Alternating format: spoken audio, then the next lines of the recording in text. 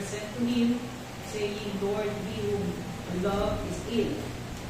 But when Jesus heard it, he said, this illness does not lead to death.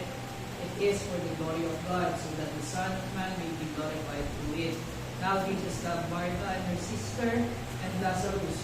So when he heard that Lazarus was ill, he stayed 2 days longer in the place where he was. Then after this, he said to the disciple, let us go to Judea again. The disciples said to him, Rabbi, the Jews were just now seeking to stone you, and you are going there again? Jesus answered, but there are not 12 hours in a day. If anyone walks in the day, he does not stumble, because he sees the light of this world. But if anyone walks in the night, he stumbles, because the light is not in him. After saying these things, he said to them, our friend Lazarus has fallen asleep, but I go awaken him. The disciples said to him, Lord, if he has fallen asleep, he will recover. Now Jesus spoken of his death, but they thought that he meant taking rest in sleep. Then Jesus told them plainly, Lazarus has died, and for your sake I am glad that I was not there, so that you may believe. But let us go to him. So Thomas called the twin, or Didymus, said to his fellow disciples, let us also go, that we may die with him. Let us pray. Father God, we are good and very grateful po sa umaga nito na ibinigay mo sa amin. Maraming salamat, Panginoon, dahil ikaw ay tapat at dakila. Patuloy mong pinapakita sa amin ang iyong kalwalhatian at patuloy mo kami sa sustain ng iyong grasya. Dalangin namin sa banal na Espiritu na gabayan ang aming kaisipan, ang aming labi at ang aming tenga upang maintindihan namin at maunawaan namin ang kabutihan mo sa pamamagitan ng iyong mensahe. Ang dalangin namin, Panginoon, ay patuloy kang madakila sa pangalan ng aming Panginoon at tagapagligtas ni Jesus. Amen.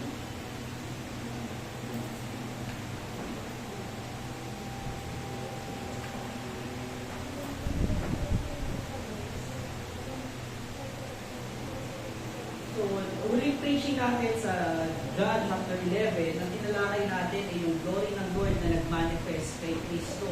Makikita natin doon na yung kalwalhatian ng Panginoon ay napakita ni Kristo sa pamamagitan ng kanyang pagkaalam sa lahat ng bagay. Alam niya yung oras na mangyayari, yung oras ng pangyayari sa buhay ni Lazarus, yung sickness na meron si Lazarus at yung kahihinatnan ng mga nangyari doon sa kanyang kaibigang si Lazarus. At itong mga bagay na ito ay sinasabi niyang para sa glory ng Panginoon.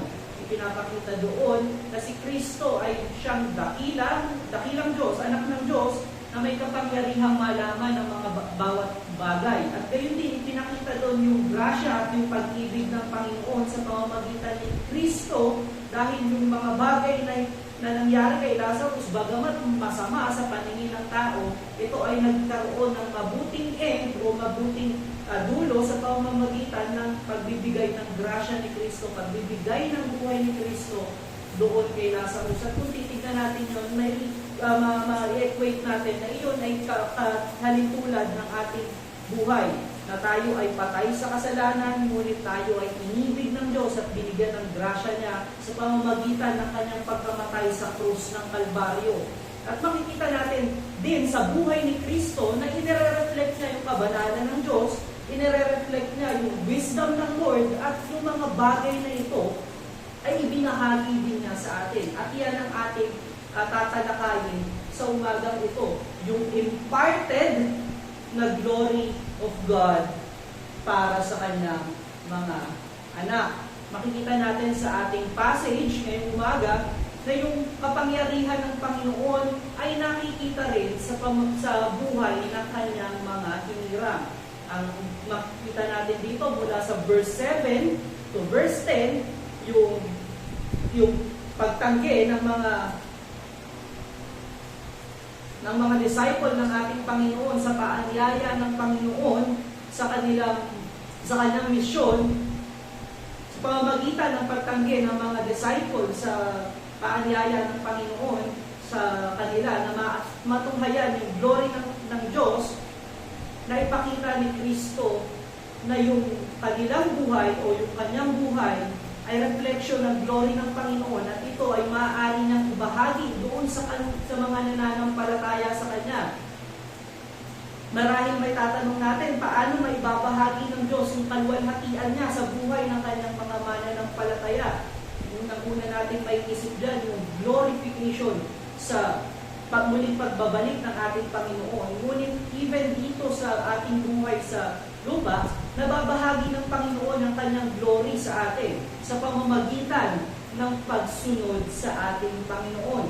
Unang-una, makikita natin yung ating mga gawa na mabuti ay nanggagaling doon sa kadakilaan ng Diyos, sa grasya ng Diyos, sa kaluwalhatian ng Diyos. Gayon din yung ginawa ni Kristo, kaya na pinaanyayahanan ang Kanyang mga disciple upang makita nila, masaksihan nila yung gawa ng Diyos sa pamamagitan ni Kristo at ito din yung kanilang sundan at gayon din yung oras na meron sa buhay ng isang tao. Makikita natin na pinag-uusapan ni Kristo dito nang ibigay niya yung dalawang 12 hours sa umaga at 12 hours sa gabi. Ipinapakita dito na merong appointed time sa buhay ng tao at yung appointed time sa buhay ng tao ay marapat lamang i-spend natin katulad ng mga gawa ni Kristo. At dahil sa mensahe na iyan, at dahil sa katotohanan na iyan, meron tayong dalawang mensahe sa umagang ito. The work of God in the life of His children, at ang isa naman ay yung time of life that is aligned with God. Makikita natin na si Kristo, yung kanyang mga gawa, ay naaayon doon sa kalooban ng Panginoon. Kaya masasabi natin yung gawa niya sa pagpapagaling at pagbubuhay kay Lazarus, iyon ay gawa ng Diyos. Unang-una makikita natin na kinabang physically si Lazarus at gayon din spiritually. Makikita natin sa chapter 12, bagamat si Kristo ay nanganganib ang buhay at lahat ng nakadikit sa kanya, makikita natin si Lazarus ay walang pakialam at siya ay patuloy na in-identify yung kanyang sarili doon sa ating Panginoon. Gayon din si Martha, si Mary. Makikita natin na ganoon din yung kanilang ginawa at higit sa lahat yung kanilang mga disciples. Yung kanilang mga gawa ay nakaayon doon sa kalooban ng Diyos sa pamamagitan ng mga karunungan at grasya ni Kristo.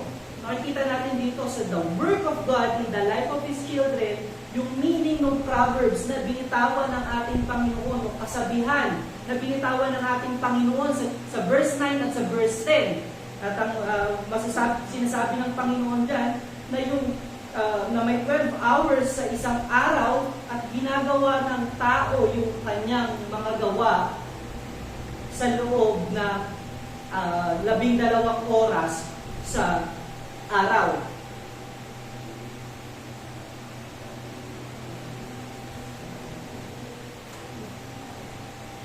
Pagkat sa araw, itong Proverbs na to ay kilala sa kanila nung panahon na yun dahil that time wala namang proper lighting pagdating ng gabi. So ngayon na lang sa panahon natin na nagkakaroon ng trabaho sa gabi dahil meron na tayong machinery para maliwanagan yung ating mga ginagawa sa gabi. Kung tayo ay may trabaho sa gabi o meron tayong function sa gabi, ay meron tayong liwanag. Ngunit nung panahon ng ating Panginoon, walang proper na lighting pagdating ng gabi. Mga kandila lamang yung kanilang ginagamit o lampara para maliwanagan yung kanilang ginagawa. Kaya yung sinasabi ni Christ dito, na kung tayo ay may gagawin, ginagawa natin ito sa umaga. Unang-una dahil nakikita natin yung ating ginagawa. Sa gabi, hindi natin makikita dahil madilim at wala tayong makita. Sa umaga, makikita natin yung buong lakas ng isang tao ay na-regain at full force niyang nagagawa yung kanyang trabaho.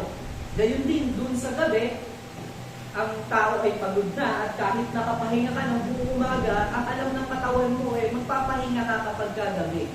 So ito yung sinasabi ng ating Panginoon na yung work ng Panginoon ay ginagawa sa liwanag.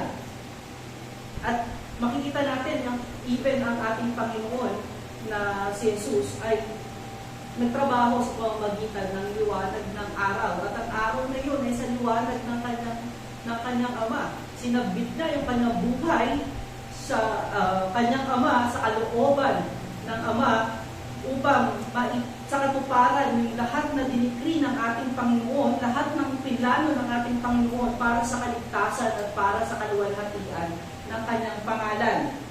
Makikita natin na sinabit ni Christ yung kanyang sarili at makikita natin yan dun sa John chapter 5 verse 19 at gayon din dun sa Ephesians or Philippians chapter 2 verse 8 na kung saan hanggang sa kamatayan sumunod ang ating Panginoon. Ang ibig sabihin ng ating Panginoon dito na kung tayo ay gagawa ng mga mabuting gawa, ito ay dapat naka-under o sa ilalim, sa liwanag ng araw o sa liwanag ng ating Panginoon.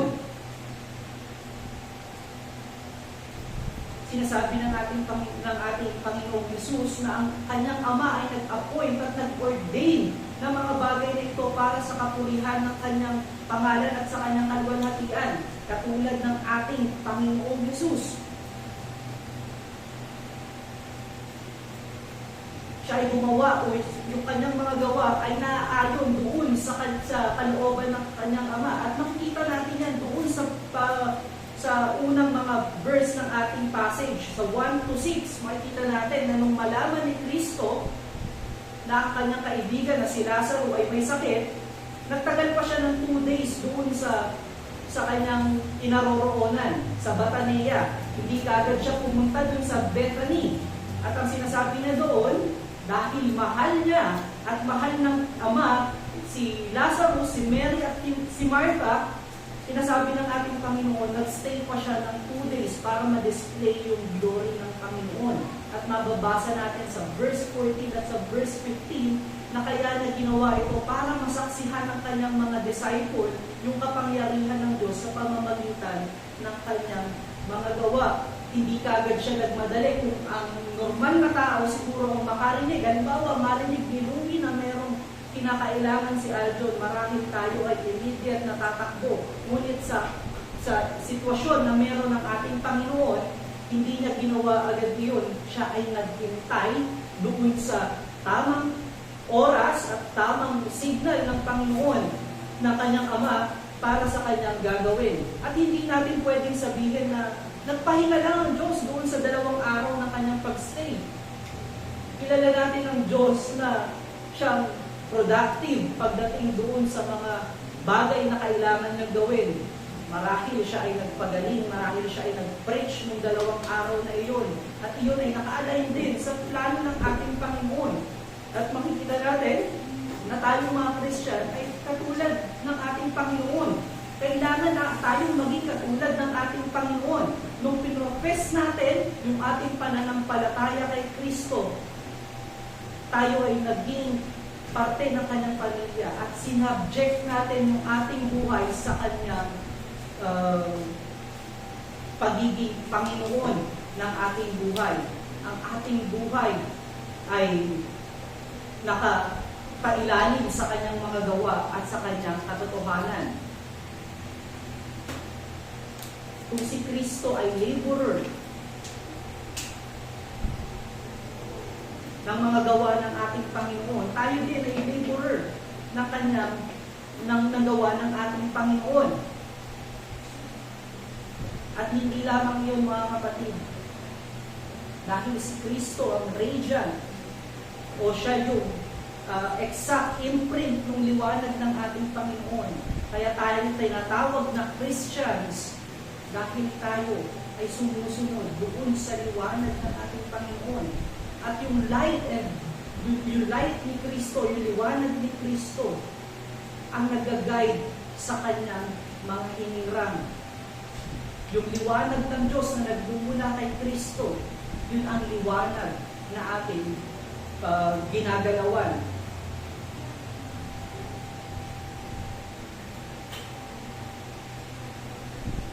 Kaya naman yung ating mga gawa ay sinasalamin natin sa pamamagitan o ginagawa natin yung ating mga gawa under doon sa liwanag ni Kristo. Hindi under sa liwanag na ating sariling kaisipan, hindi sa liwanag ng ating sariling ideya, kung hindi sa liwanag mismo ni Kristo.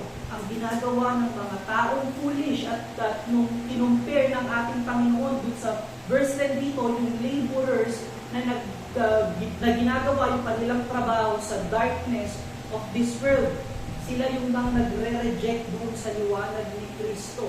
Kung ating pagmamasdan, yung mga laborers na gumagawa sa darkness, kung wala mang ilaw sa gabi, makikita natin na ang kanilang mga trabaho ay magiging palpak, hindi tama at walang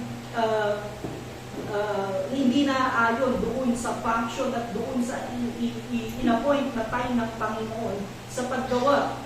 Kung physically natin titignan yung walang ilaw sa gabi o walang ilaw sa pagtatrabaho nila o mahina yung ilaw sa pagtatrabaho nila, minsan hindi na nakikita yung kanilang ginagawa at nag-ento sa pag-fail ng kanilang trabaho. Ngunit yung mga knowledgeable at yung inibig ng Diyos ay gumagawa sa pamamagitan ng liwanag ni Kristo. Ang maaari natin makita dito, Jesus Christ is the light that gives life. Si Jesus Christ ang liwanag na nagbibigay ng buhay. Sample natin sa pagtatrabaho. Yung mga nagtatrabaho na may proper light at ginagawa yung kanilang trabaho sa umaga ay hindi magpe-pain o hindi mabibigo. Ngunit yung mga nagtatrabaho sa darkness ay magpe-pain pagkat hindi nila nakikita kung ano yung kanilang ginagawa. At yung pag sila ay nag-pain, sila ay mahawalan ng trabaho. Sila ay mahawalan ng kabuhayan. Mahawalan sila ng livelihood. At another example dyan mga kapatid, yung marahil nakakita na kayo ng mga taong naglilinis nung window ng mga buildings. Sila ay nag-sign ng contract na sila ay maglilinis ng bintana ng building for 8 hours. At makikita natin doon na meron silang wages na nararapat doon sa kanilang trabaho. At makikita natin na may panganib doon sa kanilang pagtatrabaho.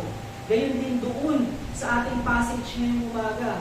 Yung trabaho na under sa liwanag ng Panginoon ay may danger, syempre. Kakabilang dito yung persecution ng world at ng mga Jews. Gayon din dito sa pagtatrabaho. Sa umaga, kahit na nakikita nila, may panganib na baka mahulog sila o anong mangyari sa kanila sa pagtatrabaho, sa paglilinis ng window. Ngunit kung titignan natin, meron din namang panganib kung gabi nila ito gagawin. O under darkness. O sa walang liwanag. Or kung meron mga maliit na liwanag, mapanganib pa rin. Meron pa rin kapahamakan. Ang ibig natin sabihin, mga kapatid, yung gawa ng Panginoon at yung pamumuhay natin under doon sa liwanag ni Kristo ay may panganib. At huwag natin isipin na kung tayo ay magko-conform sa mundo ay wala ng panganib. Meron panganib sa pagtatrabaho natin o paggawa natin o pamumuhay natin sa pamamagitan ng liwanag ni Kristo, yun ay temporal lamang. Ngunit dito, o physical lamang. Ngunit sa mga nagtatrabaho at pilit ini-insist yung pagtatrabaho sa darkness o paggawa ng bagay sa darkness, yun ay physical at eternal yung kapahamakan na kanilang kinakaharap. So anong mas maganda sa dalawang bagay? Yung mamuhay ka ba sa liwanag ni Kristo o mamuhay ka patuloy doon sa darkness? Ang makikita natin dito ay may parehas na danger. Pero yung kabutihan ng Diyos ay hindi niya na tayo inilagay dun sa eternal na danger sa pamamagitan ng kanyang liwanag. At yung kanyang liwanag ay yung gawa niya para sa ating kaligtasan. At hindi ibig sabihin ito, mga kapatid, na tayo ay nagtatrabaho para sa ating salvation. Yung pamumuhay natin ay para sa ating pagtatrabaho sa ating salvation. lagi nating tandaan na kausap ng ating Panginoon dito sa chapter 11 ay ang kanyang mga disciples. Yung kanyang mga disciples ay may pananampalataya na sa kanya. Meron ng tunay na pananampalataya sa kanya at masasabi natin sila ay ligtas. Siyempre, maliban kay Judas, kasama pa nila si Judas this time. The life that is aligned to the Word of God is the evidence that a man is doing his work in the light. Ibig sabihin natin, mga kapatid, na yung pagtatrabaho natin sa liwanag ni Kristo ay ebidensya lamang ng ating pananampalataya sa Diyos. Ang sinasabi ng Panginoon upang tayo ay magkaroon ng masayang buhay at tamang buhay, kailangan natin gawin yung ating mga gawa nang naaayon doon sa ating pananampalataya, katulad ng binasa ni Brother Lupi kanina. Yung concern ng Lord dito ay yung doubts ng mga disciple niya. Inaanyayahan niyang sumama sa kanya para masaksihan yung gawa ng Diyos, upang sila ay makiisa doon sa gawa ng Diyos, ngunit sila ay natatakot doon sa banta ng mga Diyos na sila ay patayin at si Kristo ay patayin. Sila ay nagtatago doon sa kanilang concern, sa kanilang master. Tignan natin yung kanilang sagot. Yung mga Jews ay nagbabanta sa iyo. Ngayon, babalik ka agad doon? Babalik ka ba doon para ikaw ay i-persecute nila? Ang kanilang concern ay para doon sa kanilang master. Ngunit hindi rin natin matatago na meron silang concern for their own lives. Sila ay takot doon sa persecution. At sila ay takot marahil na mawala yung permanent fame na meron sila dahil sila ay kasama ni Kristo. Masasabi natin yung unang dalawa, yung takot sa persecution at takot na ma-persecute yung kanilang master, ay good things. Pero ito ay naghihinder sa purpose ng God at dun sa kalooban ng Panginoon. Minsan meron tayong mga decision at meron tayong mga bagay na kinokonsidera na akala natin tama, ngunit ito ay mali pala at mas nakakahinder sa gawain at sa gawa ng Panginoon sa ating mga buhay at even dun sa kanyang church. Marahil sila ay tunay na concern kay Kristo. Ngunit yung concern nila ay hindi dapat maghinder doon sa kinakailangang gawin ni Kristo. Hindi dapat maghinder sa kalooban ng Diyos. Ito ay nagre-remind sa atin doon sa word ni Apostle Paul doon sa Romans chapter 8 verse 31 to 32. What shall we say? What then shall we say to these things? If God is for us, who can be against us? He who did not spare his own son, but gave up for us all, how will not he also give him graciously give us all things? After sabihin ni Apostle Paul yung order of salvation, yung siguradong kaligtasan para sa mga mananampalataya, sinabi niya yung bagay na to.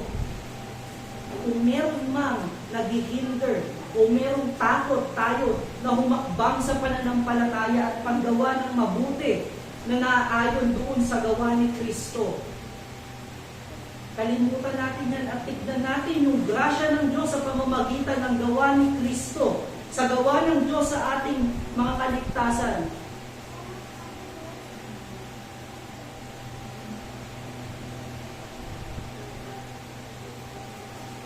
Tunay na maraming danger sa buhay ng isang Kristiyano. Kabilang dyan yung pag-deny ng ating mga dating kakilala sa atin. Pag-restrain natin dun sa ating mga fleshly desire. Yung conflict natin sa mundo. Yung pagiging abuse natin sa lipunan dahil dapat natin i-reflect yung kabaitan ng Diyos. Minsan sinasamantala ng mga tao yun. Ngunit tayo sabihin ng ating Panginoon, those things or those dangers are temporal. For we are already saved by our Lord sa ating greatest misery, which is sin and the death. yung mga temporal things na ating kinakatakot, iyan ay ginagawa lamang weapon ni Satan to deceive us, to hinder the work of God in our lives.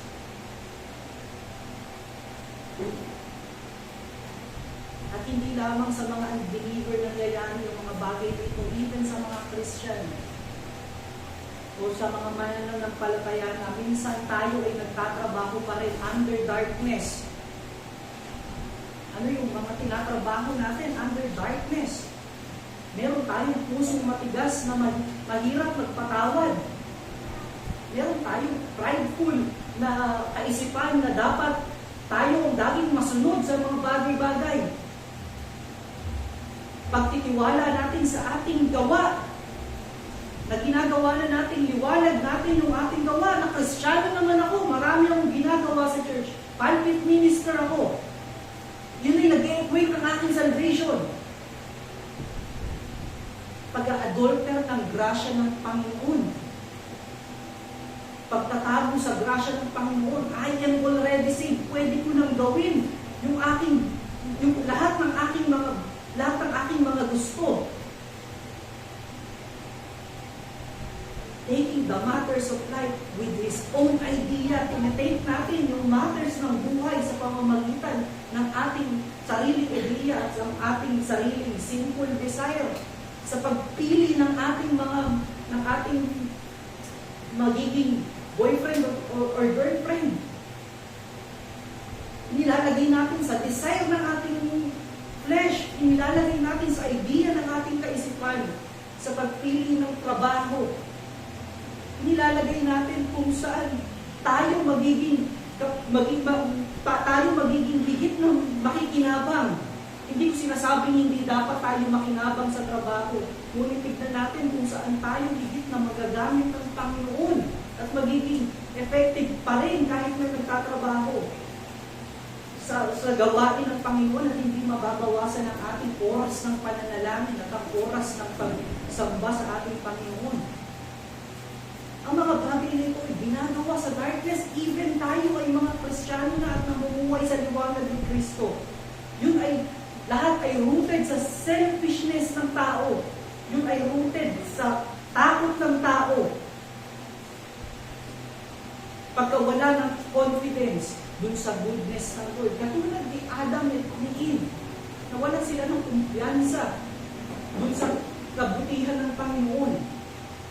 Takot nila na kuhanin ng Diyos yung buhay nila dahil sila ay sumusunod lamang sa Diyos. At kanilang selfishness na gusto nilang maging katulad ng Diyos o higitan ng Diyos. Meron pa rin tayong selfish desire. Meron pa rin tayong mga work in darkness. Sometimes meron binabangga natin sa mga mabubuting gawa natin, yung mga gawa natin sa darkness. For example, hindi ko i-review ang ating kapatid dahil maliit ang aking pasensya. Baka mauwi lamang kami sa pagtatalo. May tama ng kaunti doon, mga kapatid, na dapat natin kontrolin yung ating temper.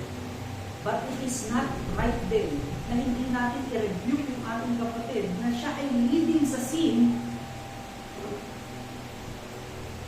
at maaari siyang mapakama at maaari hindi niya magawa yung purpose ng Diyos sa kanyang buhay.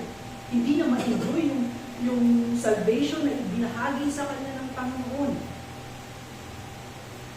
Ang tamang gawin sa bagay na iyon ay magkaroon tayo ng grasya sa bawat isa. Tayo ay manalangin at manghingi at idulog kay Kristo yung ating dapat na bangin sa pag-review.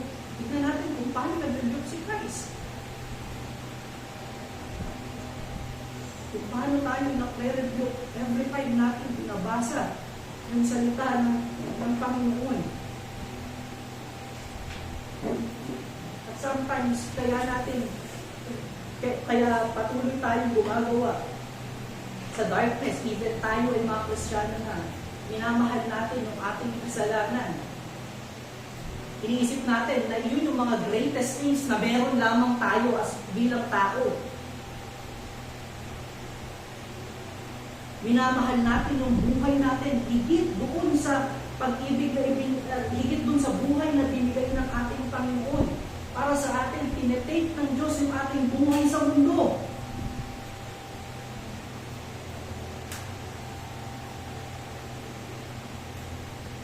At lahat yan ay nag-lead sa kasalanan. Dahil pinipili natin huwag i-guide ng liwanag ng Diyos. Pinipili natin mag-work in darkness, practicing sin. Dahil masyado natin pinitignan na natin sarili.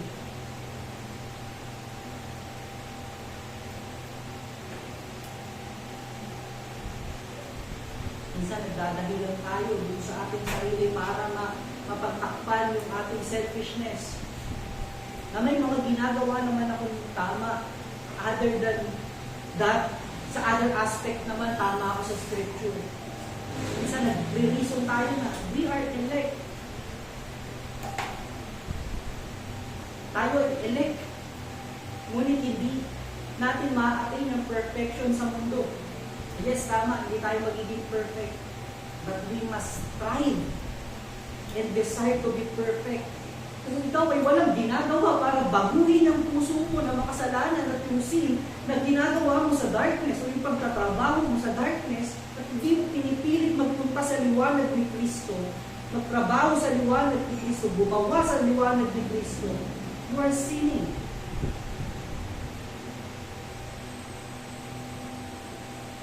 At ang pinaka-best medicine dyan, walang iba kundi is to abide in the light of the Lord. Minsan masakit yung mga bagay na yun. Masakit yung mag-abide sa liwanag ni Kristo. Ngunit yun yung tamang daan patungo sa eternal life. Yung ating ikukumpara sa pagtatrabaho ng mga nagtatrabaho sa arawan, masakit yung liwanag ng araw sa flesh o sa ating mga balat. Ngunit sa umaga, nagiging productive naman tayo. Hindi katulad sa gabi na pagka nakaramdam tayo ng malamig na hangin at presko, inaantok tayo. Ginagawa tayong efficient para sa intended work na meron tayo. Unlike doon sa darkness na hindi natin makita yung ating ginagawa.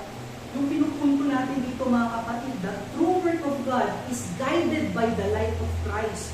Yung pinupunto natin, yung tunay na gawa ng Diyos ay guided ng liwanag ng Diyos. Yung true work ng Panginoon o true work ng Diyos ay nagbibigay ng buhay. Katulad ni Kristo, yung kanyang mga gawa ay pagbibigay ng buhay. Pagpapalakas ng pananampalataya.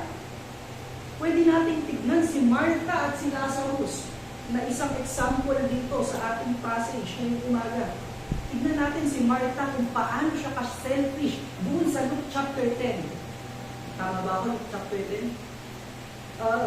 Makikita natin doon na siya ay sobrang busy doon sa mga bagay dahil bumisita yung Diyos sa kanilang bahay.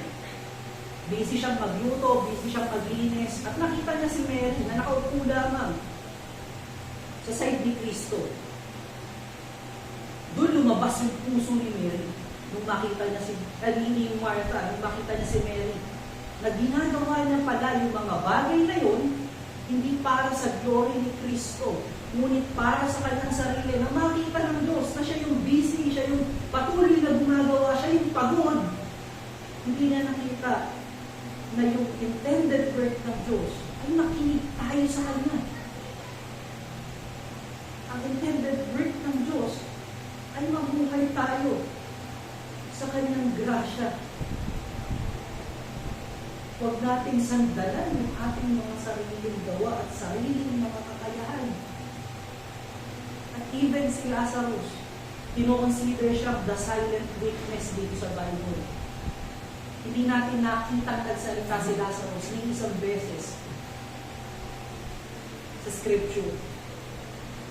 Ngunit katulad nung sinabi natin kanina, nung siya ay binigyan ng buhay, yung na-resurrect ni Christ, hindi lamang physical, but spiritually, yung kanyang gawa ay nakasandal kay Kristo. Wala siyang takot para sa kanyang sariling buhay. Makikita natin sa John chapter 12, verse 9 to 11 na may banta sa kanya dahil siya ay evidence ng kapangyarihan ni Kristo. At nanganganib yung buhay na dahil identified siya kay Kristo. Ngunit siya ay nagpapatuloy na sumandal kay Kristo. Siya ay nagpapatuloy doon sa communion with Christ.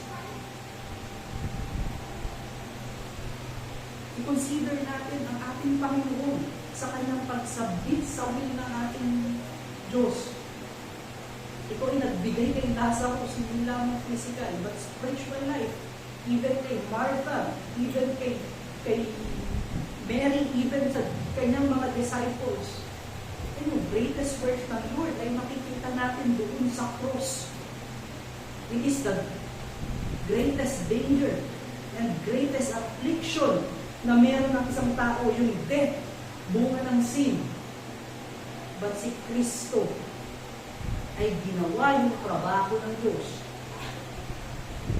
para tayo ay makinabang sa grasya.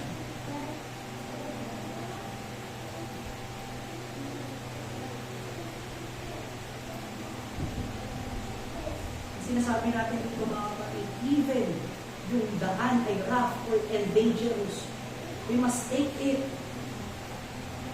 pagkat iyon ay maglilid sa atin sa gawa ng Diyos. Iyon ay mag-glorify sa ating Panginoon. Sometimes it is rough because of our pride, because of our fear sa persecution, because of our fear and affliction.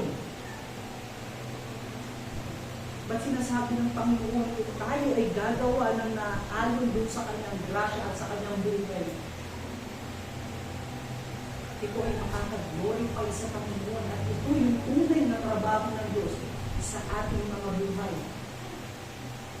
Tignan natin, merong impact naman kasi yung ating response sa buhay ng church o yung buhay na binigay ng Diyos sa atin ay may impact sa church.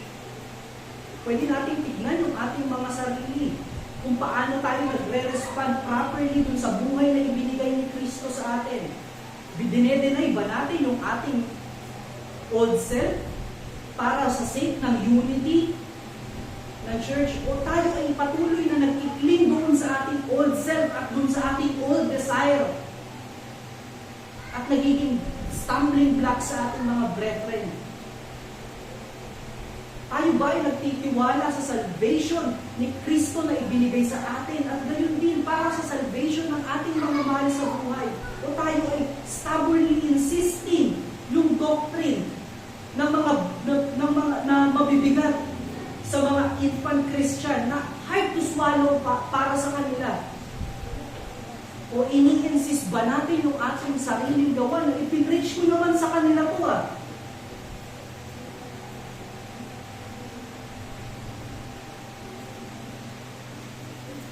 O nire-reflect ba natin si Christ sa ating mga workplace, sa school? Even tayo ay ma-persecute o we join their sinful ways in fear of persecution.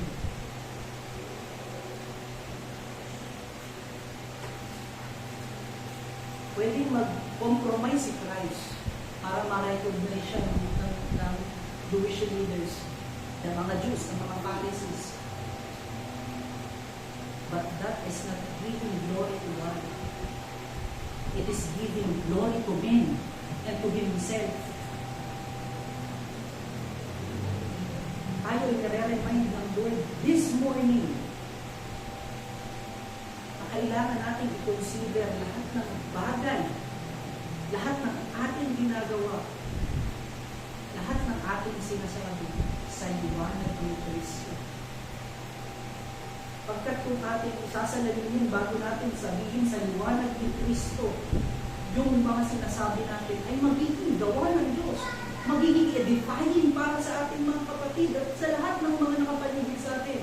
Kung yung ating gawa ay sasalamin natin ayon sa liwanag ng grasya ni Kristo, ang mga gawa natin ay magiging kapakipakinabang para sa kaligtasan at sa unity ng church. Kung yung ating mga thoughts ay iaalay natin sa liwanag ni Kristo, patuloy tayong mamumuhay sa kabanalan at maaaring makita yung katotohanan ng gawa ni Kristo sa ating mga buhay.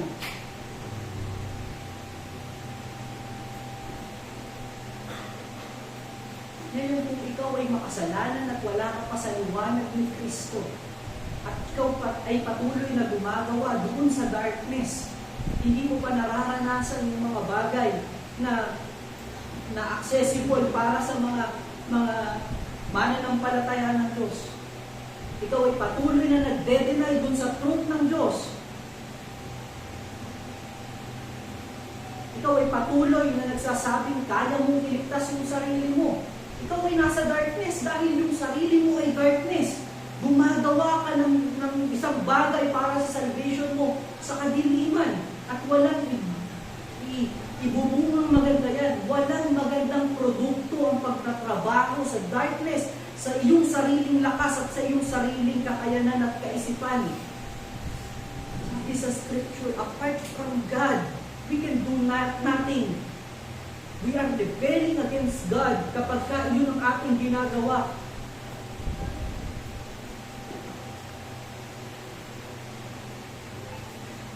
Yan ay mga gawa ng isang tao sa darkness.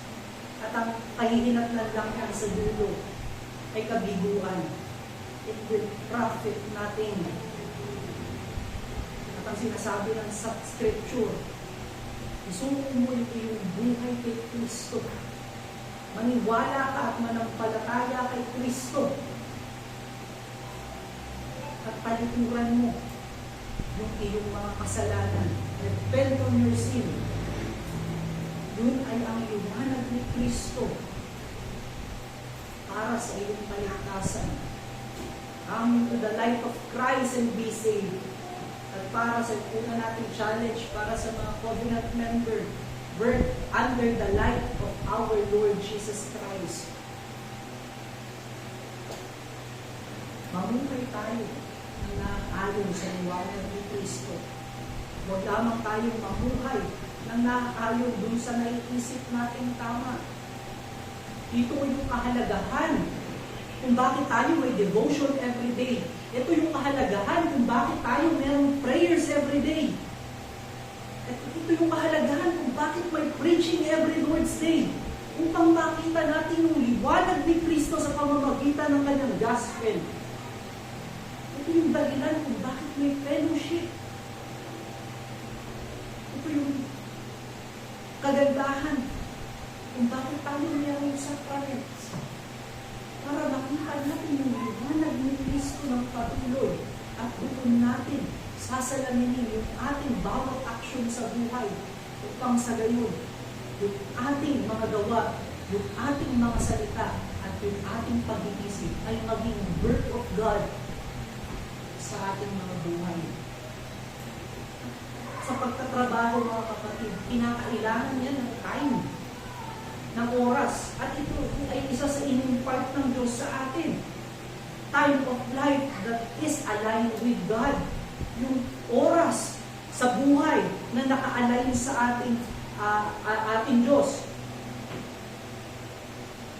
Isa sa message ng ating Panginoon sa ating passage ngayon sa verse 7 to verse 10 ay yung kanyang pagiging time conscious.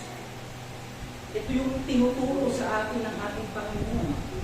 Tignan natin, i-notice natin na nagbigay ng emphasis ang ating Panginoon sa verse 9 to 10 patungkol sa time.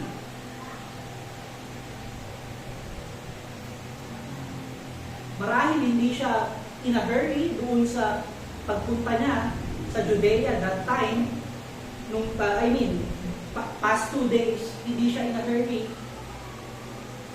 Dahil ito ay hindi pa intended o hindi pa will ng Lord na magpunta siya doon sa Judea o sa Bethany. Ito ay pinapakita ng ating Panginoon na yung sa kanyang mga disciple kung paano mag-manage ng time doon sa mundo. Ang ating passage ay nagpapakita rin ng pagiging soberano ng Diyos na even sa time, sa buong creation ng Diyos, siya yung nag-set ng bawat oras, bawat segundo sa ating mga buhay. Even yung life ni Christ, ang Diyos yung may takda. Pagkat dito sa passage natin ngayong umaga, ang sinasabi ni Kristo na merong oras ng pagtatrabaho, ang sinasabi niya doon sa kanyang mga disciple, yung oras na pagpunta doon ay yung oras na inintend ng Diyos para sa atin. Ito man ay mapanganib o hindi, ito yung oras na tamang gawin natin, yung kalooban ng Panginoon o yung appointed purpose ng Panginoon sa ating buhay. Meron 12 oras na pagtatrabaho, available time para maging active at maging useful. Yan ay inordain ng Diyos sa kanyang pagiging soberano at meron din 12 at after ng 12 hours ng buhay o pagtatrabaho, meron namang oras ng darkness o meron oras na unable to work. At ito ay nangangahulugan ng death. Example, sa workplace natin mga kapatid, yung master natin ay magbibigay ng trabaho na makukonsume ng 25 hours o hindi magbibigay yung ating boss ng isang trabaho na kukonsume ng 25 hours. Pagkat doon sa loob ng isang araw, meron lamang 24 hours. Siya yung nagsiset ng workload na fit para doon sa oras ng pagtatrabaho, ayon doon sa kontrata natin na pinirmahan sa kanya. Ang sinasabi natin dito mga kapatid, na nag-ordain ng buhay, ang Diyos ng buhay para sa atin. At iyon ay fixed at sufficient para sa atin, para maging fruitful sa buhay. Especially dyan, to know God, to know Christ, believe in Him, and repented into our sin. Imposible na mag-set ang Diyos ng 100 years sa buhay ng isang tao at siya ay mamamatay earlier dun sa sinet ng Diyos at imposibleng mamatay ang tao ng more than dun sa 100 years na sinet ng tao, ng Diyos. Notice natin na ang Lord sa kanyang urgency sa appointed time sa kanya ng kanyang Ama. Pwede natin sabihin, stay 2 more days doon sa Batanea. But ngayon, siya ay in a hurry. Pwede natin questionin. Nagtagal ka kasi ng 2 araw pa ngayon nagmamadali ka, ibit ka. Mali tayo sa ating kaisipan, sa ating Panginoon kung ganun. Ang pwede natin maging sagot sa kaisipan natin yan, hindi naging slothful ang Panginoon doon sa 2 days na yun. He still worked on those days. Nagtrabaho pa rin siya. Gaya yung sinabi natin kanina, maybe He preached, He manifest the Word of God, He manifest the light of God sa ibang aspeto ng pagpapahayag ng buhay ng Panginoon o ng katotohanan ng Diyos. Ang sinasabi natin dito, ang ating Diyos o ang ating Panginoon Jesus ay diligent sa every second na in-intend ng Lord para sa kanyang buhay. Naging diligent siya dahil nalalaman niya yung in-appoint na time ng Panginoon sa kanya doon sa flesh. At ito ay magpapakita ng kanyang pagiging Diyos at ng kanyang unity with the Father. Kung alam ng Diyos yung time appointed sa tao, alam din ni Kristo yun. Kaya nga hindi siya nagkakaroon ng idle time. Dahil alam niya yung appointed time ng Diyos para sa Kanya. At gayon din para sa mga tao. At para doon sa Kanyang gawa, para sa kaligtasan. Makikita natin dyan sa verse 4 ng ating passage, ng chapter 11 ng John. Sabi doon, this illness does not lead to death. It is for the glory of God. makikita natin yung pagiging wise ng Lord. Doon. Alam niya, intended ng Lord na madelay, ng Ama na madelay siya ng 2 days. Kaya sinabi ko in advance para maipakita yung kalwalhatian ng Diyos na nasa Kanya at yung pagiging Diyos niya. Another example natin mga kapatid sa workplace, yung boss natin ay bibigyan tayo ng 8 hours ulit for our work according dun sa job order at function na ating nilagay o pinirmahan dun sa ating mga kontrata.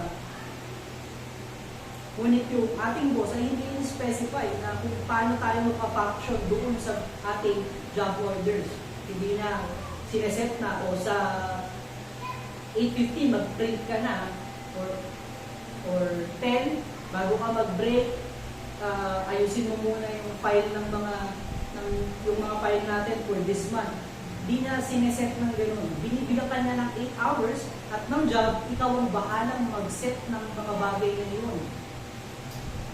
Ngunit para sa Lord, sa ating Panginoon, in connection sa ating passage, alam niya yung in-ordain para sa Kanya na time and work. And alam niya kung gaano ka-fix ang mga bagay na ito. At doon siya umaakto. At marareflect natin yan sa prayer ni Moses sa Psalms chapter 90, verse 12 to 17.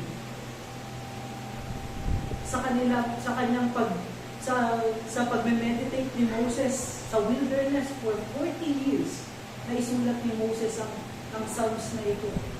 Na nagsasabi dyan na napakabuti ng Diyos sa kanyang pagsiset ng time. Ito man ay mabuti, may mga oras man ng dryness, meron bang oras ng kapigatian, ngunit mabuti ang Diyos sa pagsiset niya ng mga bagay na yun.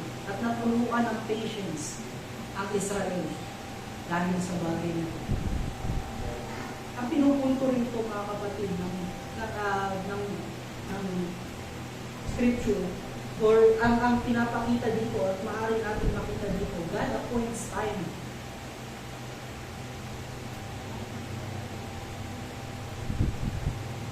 for every man. At tinuturo sa atin dito ng ating Panginoon ay maging conscious tayo sa time na binigay sa atin ng Panginoon. Tandaan natin yung dalawang natin binigay na example kanina. Hindi magbibigay ang Diyos ng oras na lalabis tayo o kukulang doon.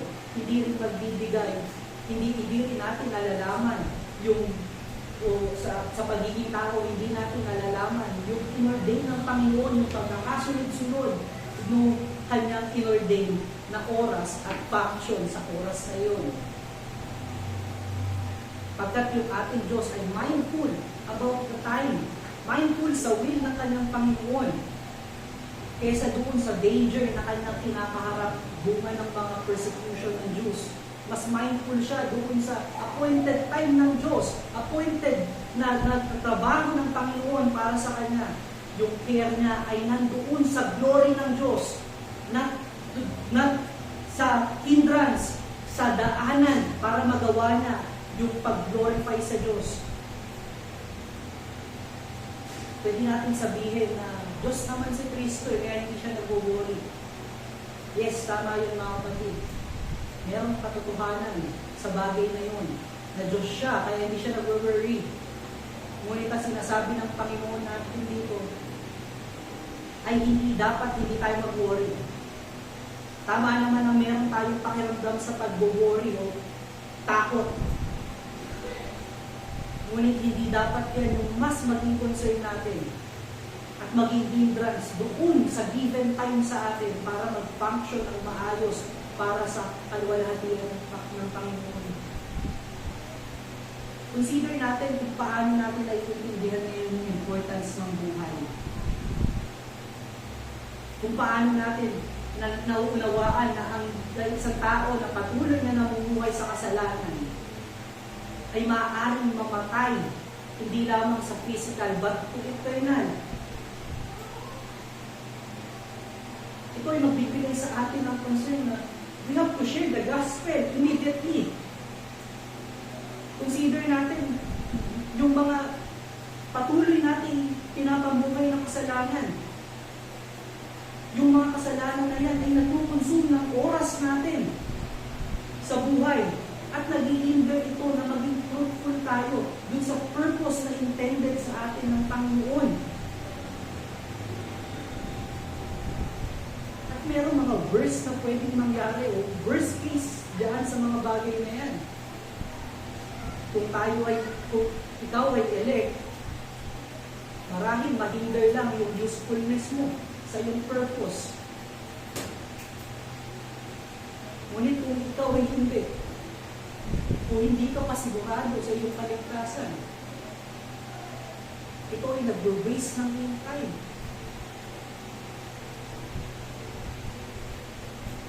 Yes, sinabi ng Panginoon ay na-point na yung time kung kailan tayo makakakilala sa Kanya. Ngunit kung lagi natin yan ang ating isipin na tsaka na ako may appointed time ang Panginoon para sa akin. It means lamang na hindi natin nauunawaan yung importance ng life na binigay ni Kristo. Yung importance ng grasya na ibinigay ng Diyos.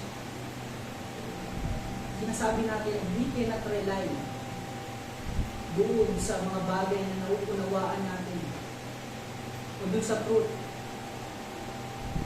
Knowing the truth is one thing. Being truthful in the given time is another. Yes, faith alone in Christ saves us. Ngunit yung evidence ng salvation at evidence ng ating salvation at yung joy ng ating salvation ay mahahanap lamang natin sa pag-respond natin o pagtugon natin dun sa katotohanan na ating natanggap. Huwag tayong maging katulad yung tao na mayaman.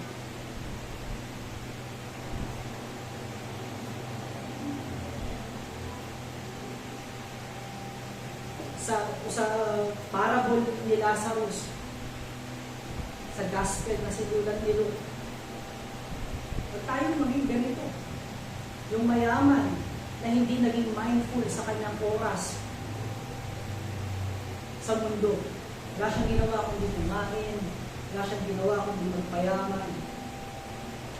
Hindi siya tumutulong sa mga hirap at sa mga nangangailangan. At nung namatay siya, nakita niya ng totoo yung katotohanan ng Diyos. At inask niya si Abraham, pwede ba i-send mo si Lazarus para magsalita doon sa kamag-anak? Naubos na yung 12 hours na to work. And there is no turning back. Pag naubos yung ating 12 hours.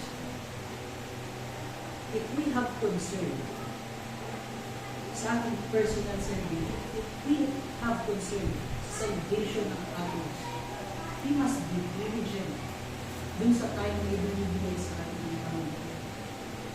We must be diligent to know Him more. Paano natin ginagamit yung ating oras dito sa mundo?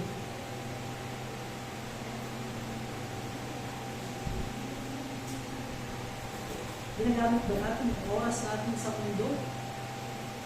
Doing the work of God, reflecting the truth that we have received from our Lord. Ito ay importanteng question sa ating mga buhay.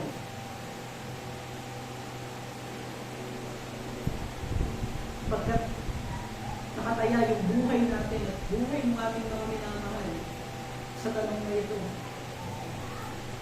we spend more time doing sa Lord, reading and hearing His Word, para ma-conform tayo sa Kanya, para ma-reflect natin yung ating natututunan sa Kanya, yung pinaniniwalaan sa Kanya sa ating buhay. O tayo ay occupied ng mga matters sa mundo.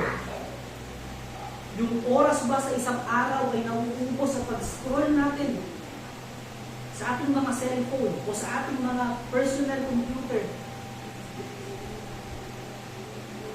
O nauubos yung isang araw natin sa pagtatrabaho. Hindi ko sinasabing mali magkaroon ng maraming trabaho, second job or third job. O ang ating oras ba ay nauubos sa ibang tao? Iniisip natin yung ating hinahangad na tao na maging sa atin, hinahangad yung iniisip natin yung mga napapanood nating artista sa TV. Doon ba nauubos yung ating mga oras? Hindi natin sinasabing masama yung mga bagay na katulad yung sa trabaho kanina. Sinasabi natin na kung nauubos lahat ng oras natin nang hindi natin naririnig ang salita ni Kristo, hindi natin babasa ang salita ni Kristo, hindi tayo nananalangin at nakakaugnay kay Kristo, we are wasting our time.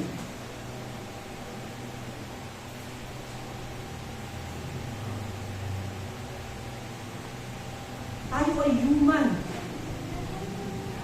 Ito yung importansya na tayo ay manalangin at magbasa at makinig ng kanyang salita. Tayo ay tao lamang. Hindi tayo katulad ni Kristo na alam yung appointed work for Him. Hindi tayo katulad ni Kristo na alam yung appointed time for Him. Ngunit dahil sa salita ni Kristo at sa mga gawa ni Kristo na patuloy natin nakikita sa kanyang salita, maaari natin yung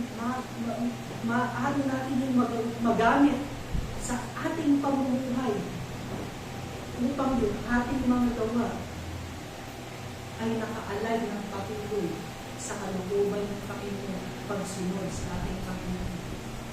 Consider natin si Mary, yung nabanggit sa verse 2, na nag-anoint ng oil sa paanan ng ating Panginoon dun sa chapter 12, verse 3. Kung titingnan natin ng chapter 12, verse 3, matatanong natin, bakit inanoint ni, ano yung dahilan ba't inanoint ni Mary yung paa ng ating Panginoon ng oil at pinunasan niya ng kaluluwa? Ito ay tradition, Asian tradition, especially sa mga mandirigma o sa mga warriors, na pag sila isasabak sa gera, ito yung ginagawa ng mga mahal nila sa buhay. Inaanin sila dahil marahil hindi na sila makabalik ng buo o hindi na sila makabalik mismo, at least man lang na pagsilbihan nila for the last time. Ano yung connection dito sa ating passage ng umaga? Masasabi natin, of all the people surrounding our Lord, si Mary yung nakaalam.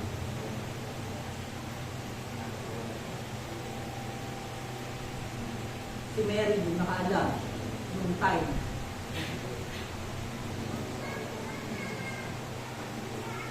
Ng glorification ng ating Panginoon. Hindi yung mga disciples. Hindi si Lazarus na binigyan niya ng resurrection and life. It is Mary. Alam natin kung bakit?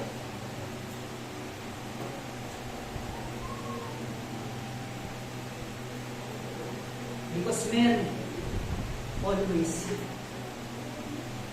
at the feet of our Lord, diligently hearing the teaching and preaching of His Master. Kita natin sa Luke chapter 10, verse 38 to 42.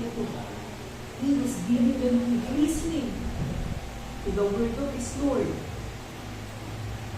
At nung nag-arrive si Christ sa Bethany in the aid ng kanilang request, ang ginawa ni Mary, they sit on the feet of our Lord.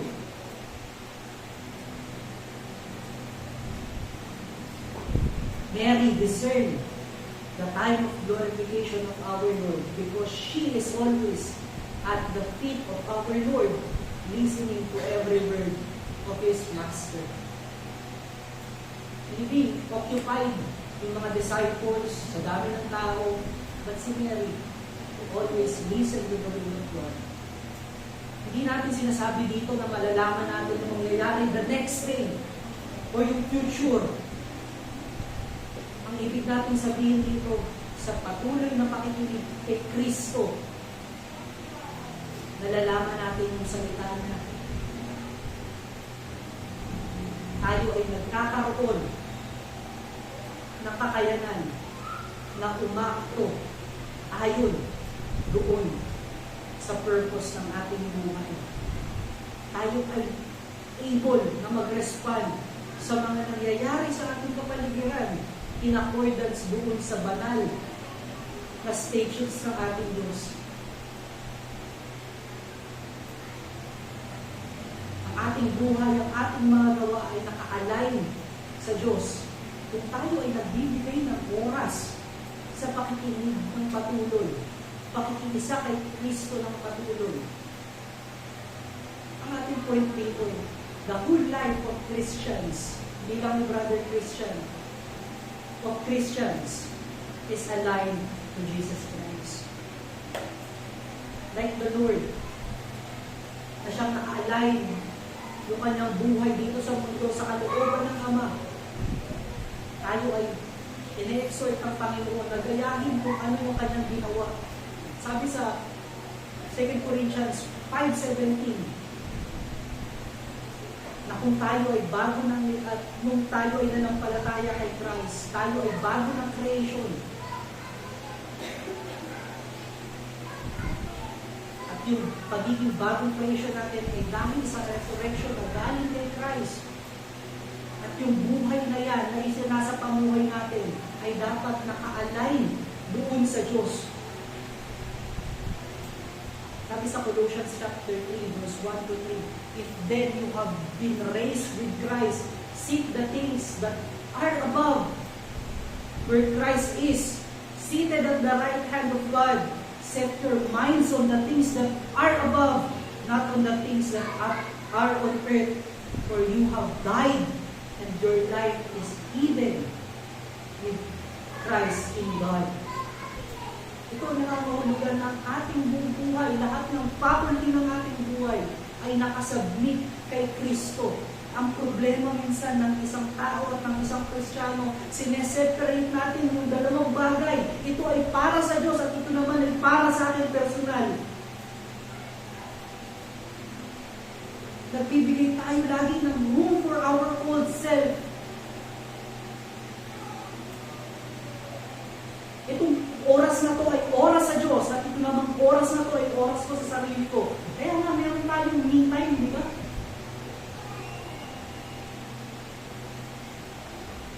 At sinasabi ng Panginoon dito, we cannot separate it. Yung life natin is all about God. Even our time, all our faculties,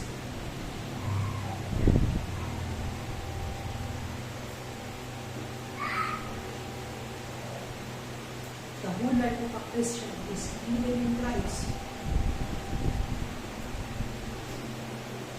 Yung ating naawitin na hymn dito sa ating responsive, yung Rock of Ages, nasulat ito ng isang American na Kristiyano, na matagal na Kristiyano, nang siya ay nasa road papauwi galing sa trabaho. Malayo dati yung mga trabaho at ang mga tahanan. Pinabutan siya ng ulan at yung may nakita siyang cliff doon sa kanyang daanan. Doon siya nagtago. Doon siya nagpalipas ng oras hanggang matapos yung ulan. At doon sa time na yun, doon din niya nasulat itong Rock of Ages. Na kahit yung kanyang buhay ay nakatago kay Kristo. Even may panganib sa daan, ang sasandalan niya ay si Kristo. Yung oras niya, habang nasa panganib, yung kanyang kaisipan, yung kanyang puso, yung kanyang buong buhay, ay nakatago, is even in Christ. Yan naman kung ikaw ay patuloy na nagmumukay sa iyong kasalanan at hindi naniniwala kay Kristo, you are living in darkness. masamang balita dyan, kapatid. Limited lamang ang oras natin physically. It may end soon. It may end mamaya. It may end tomorrow. The question is, yung buhay mo ba is hidden in Christ? Yung buhay ba natin nakatindi kay Kristo? Kaya ang pagyaya ng ating Panginoon sa atin ngayon, even sa ating mga kasalanan na covenant temples, repent and believe in the gospel of Christ. Ito yung time na inapoint ng Panginoon para marinig mo yung mga kanyang mabuting balita. Salvation is now, not tomorrow.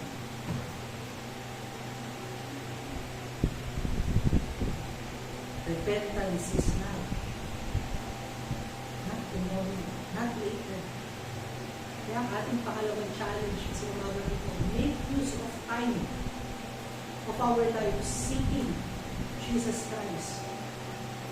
I-make use natin ng time na ibinigay sa atin ng Panginoon.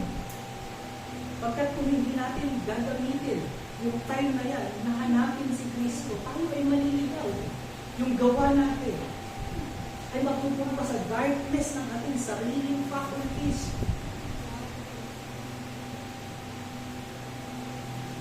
At matatagpuan natin na higit sa lahat inside the local church. Preaching of the word, sa prayer, sa sacraments, sa fellowship ng bawat isa. And we must make use na magkakasama tayo. When we have time, edify one another. And we must maximize yung Lord's Supper, yung sacraments. Yan, ipagpapakita ng grasya ng Diyos. Nasa appointed time ng Diyos, pinadala niya yung kanyang anak upang maging propitiation ng mga hinirang. Para sa ating pagtatapos, the imparted glory of God to us is giving us eternal life, and that starts when we put our faith in Him, to His works in His word, and all the members of our person is now subjected to Him. Let us pray. Panginoon aming Ama, maraming salamat sa umagang ito na iyong binigay sa amin upang kami ay patuloy na alalahanin ng iyong katotohanan. Makita, Panginoon, na